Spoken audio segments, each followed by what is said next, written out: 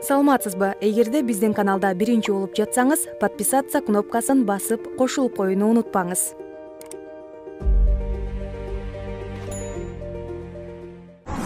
Депутаттык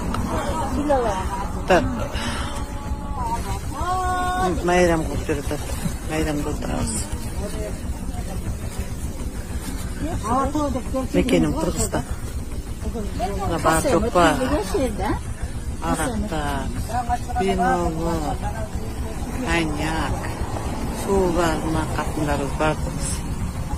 Сирип турабыз. Мекеним Кыргызстан. Койлорду союп койгон заңылдатып. Бирөөнүн паспортуңарды алдым, текшерген эмесмин. Алдым. Тияка барганда бирөөсүнүн паспорту копия экен, бирөөсүнүн паспорту просроченный экен. Анан Экөө жара алган. Алтынбек азы барганда 500 сом берет, Чынарга 500 сом, апасына 500 сомдон 1000 сом берет. Анан шайлоо күнү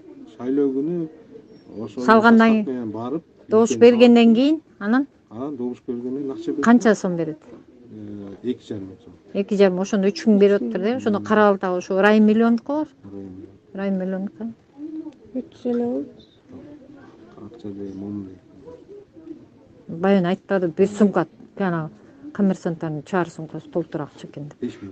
5000 сомдуктар дейт. Алтынбек, мейли бери кара. Азыр мына убактылуу кыйналып аткан киши, мен мисалы үчүн убактылуу кыйналып аткан. Ошо 3000 кызыгып барам. Анан кийинкиси эмне болот? Кандай Кийинки жашоом кандай болот? Ошондо эле ойлогулачы кийинки деди. жашоодо жер алып атаган. Мен азыр адам менен азыр бас баратты өлүп калат той. Башкасы келип отурса деле Мен көчө келатсам, машинамен келатсам, маяктан деген 20 жашар баланы машина сүзүп кетип турат. Адам деген билбейт да качан келип калганын, качан. Жаман эле 30 жылдан бери жаман эле алданып жүрүбүз да ошол. Мен ойлоп атам, по-моему, райым миллион президенттикке мектеп. Бул депутаттык болот атпайбы? Жок, бул деген биздики парламенттик выбор. Эгерде бунун 120 депутаттын арасынан мунуку 80 депутат мекеним Кыргызстандыкы болсо, 80. Бул райым миллион закондорду өзү чыгарып, ошо 80 голос менен кете берет. Парламентте райым миллиондун партиясы урлит ете берет. Президент жөнүндө исполняющий обязанности болуп калат. А на самом деле бир партия башкарат. Закондордун баары ошол болот. Барсаңар баргылай. Мен барбайм мына. Булар бара берсин, мен барбайм. Скоромдук болот. Барбайм. Асыз баралды, ламбарды төлөйт. Не надо, мен барбайм. Мен эч жакка барбайм. Саламатсыздар, урматтуу кыргызстандык жердештерим. Мен Чыңгыз Капаров. Бүгүнкү чыккандын себеби адамдардын жүрөгү ооруй турган акыбалга келдик. Бизде мыйзамсыздык бийлик тараптан одоно өкүм сүрүп жатат. Бүгүнкү эле бир эле мисал. Кыргызстан партиясы, Кыргызстан саясий партиясы бүгүн мыйзам бузуп, Борбордук шайлоо комиссиясына кечигип барып калып мыйзамды тебелеп, тааныш билиштик менен, бийликтин күчү менен, акчанын күчү менен белгисип койду азыр. Каттатып койду партиясынын документтерин. Муну кандай түшүнсөк болот? Бул жерде Шаршамбек Абдыкеримовдун бир тууган өкүл баласы Шайдылдабекованын орун басары Кыргызстан партиясынын өкүл болуп кирген. Акылбек Эшимов деген ошол адам азыр ошол жерде Шайдылдабекованын орун басары болуп иштейт. Мынакей ошолор жол берди. Аны жоопко тартыш керек. Тез аранын ичинде кызматтан алыш керек. Шайдылдабекованын өзүн дагы бизге себеби былжырап отурган жетекчинин кереги жок. Көрүнгөнгө шылтап кое турган. Кыргызстан партиясында өзү бул экинчи мыйзам бузуу болду. Биринчи мыйзам башка партиянын баары 50дөн ашпаган делегат менен съезд өткөрсө, бул Кыргызстан партиясы съезди 300 киши менен өткөрдү. Керней сурнайларын чалдырып, дүңгүрөтүп. Бул партияга өзү Кудайдан жөө ачкандар кирип алган. Данияр Үсөновдун аялы аженде спикер отурат. Дастанбек Артисбекович Жумабеков. Шаршанбек өзү отурат. Президент мырза, ушундайга жол берсеңиз, мунун акыры жакшылыкка келбейт деп айтканмын. Мынакей бийликтин 3 партиясына, Билимдик партиясы, Мекенин Кыргызстан партиясы, Кыргызстан партиясы, ушулар жерек түйүңүзгө деген. Мына ушул партияга өз позициясы жок, көз карашы жок, чечкинсиз жашы карысы бүт кирип алды. Кошоматчылар. Булар бийликти сатып алабыз. Эл деп эсептебей калды. Мамлекетти булар каалагандай кылып кирди. Сиз ушуга жол берип жатасыз. Президент мырза, терең ойлонуңуз. Биз талап кылабыз. Эгерде 26 күнү эртең, 25 күнү, то есть 25 күнү августта Кыргызстан партиясы четтебесе шайлоодон, мен жалпы элиме кайрылам. Келгиле, мекендештер, биз кайдыгер болбойлу. Ар бирибиз өзүбүздүн келечегибиз үчүн күрөшөлү. Балдардын келечеги үчүн, жаштардын келечеги үчүн, мамлекеттин келечеги үчүн күрөшөлү. 26 август күнү мен митингге чакырам барыңыздарды. Мыйзамдуу митингге чакырам. Ак үйдүн астына саат 11-ге келип талап кылабыз. Эгерде 25 күнү Кыргызстан партиясы, саясий партиясы четтебесе, анда биз башка тилде сүйлөшөбүз. Себеби алар мыйзамды сыйлабай калды. Урматтуу мекендештер, биз кайдыгерчиликке жол бербейли. Мен башымды сайдым ушундай мыйзамсыздыкка. Элибиздин келечеги үчүн, мамлекеттин келечеги үчүн.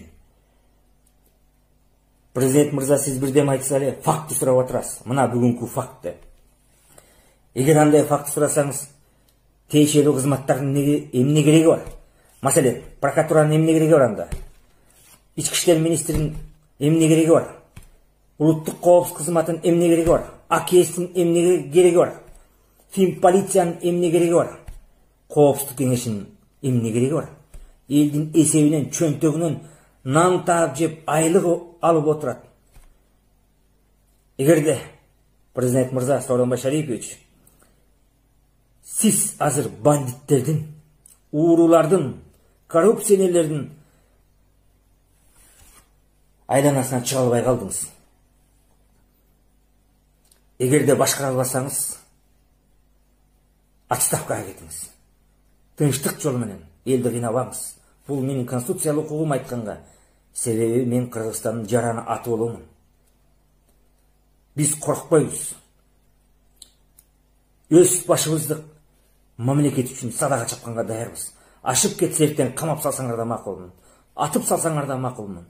Бирок мыйзамсыздыкка жол бербейм. Мен элдин баарын чакырам. Кайдыгер болбогула. Булар азыр элди эл деп эсептебей, каалагандай баратат. Бандиттер башкарып баратат. Мына өзүңүздөр бүгүн көрдүңүздөр.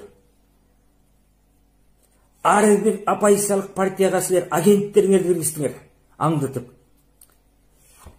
Эмне үчүн бийликтин партияларын аңдыбайсыңар? Ошол биримдикти Кыргызстанды, Мекенин Кыргызстанды эмне үчүн аңдыбайсыңар? Эмне үчүн ошолор съезд өткөргөндө карабайсыңар? 300дөн кем эмес киши менен өткөрдү. Буларга боло береби эмне? Кыргызстан партиясы өзү туура эмес сүйлгөн.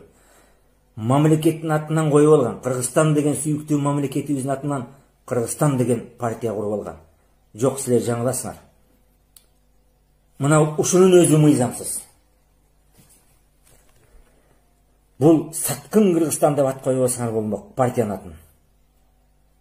Ал өзүңөрдүн ишиңер, бирок Кыргызстан деген партия болбошу керек. Себеп биз мамлекеттин атынан партия курганга жол бербешибиз керек болчу. Элим айланайын, кайдыгер болбогула.